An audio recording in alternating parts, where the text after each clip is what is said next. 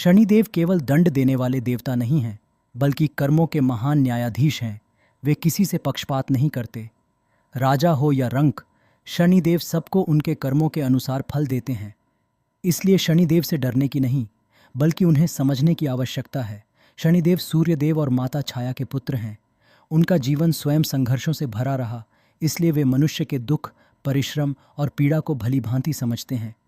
वे उन्हीं की सहायता करते हैं जो ईमानदारी से मेहनत करते हैं, सत्य के मार्ग पर चलते हैं और किसी का अहित नहीं करते। जब शनि की 7.5 या ढैया आती है, तब जीवन जैसे परीक्षा लेने लगता है। धन रुक जाता है, रिश्तों में दूरी आ जाती है, मन अशांत हो जाता है। लेकिन यही समय आत्मा को मजबूत करने का होता है। शनिदेव इस काल में मनुष्य के अहंकार को तोड़ते हैं और उसे भीतर से शुद्ध करते हैं। अय कथनी दिन टूर सिखाते हैं कि बिना मेहनत कुछ नहीं मिलता। वे हमें धैर्य, अनुशासन और संयम का पाठ पढ़ाते हैं। जो व्यक्ति कठिन समय में भी सत्य और धर्म का साथ नहीं छोड़ता, शनिकित देव अंत में उसे ऐसी ऊंचाई पर पहुंचाते हैं जहां उसका सम्मान स्वयं समाज करता है।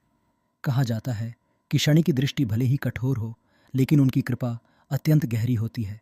यदि शनिदेव प्रसन्न हो जाएं, तो रुका हुआ भाग्य भी चल पड़ता है, टूटी हुई किस्मत भी संवर जाती है। इसलिए शनिदेव की पूजा केवल डर से नहीं, बल्कि समझ और श्रद्धा से करनी चाहिए। गरीबों की सहायता, बुजुर्गों का सम्मान, श्रम करने वालों का आदर, यही शनिदेव को प्रसन्न करने का सबसे सरल मार्ग है। शनिदेव हमें तोड़ते नहीं, बल्कि गढ़ते हैं। जो उनकी परीक्षा में पास हो जाता है, उसे जीवन में कोई भी हरा नहीं सकता।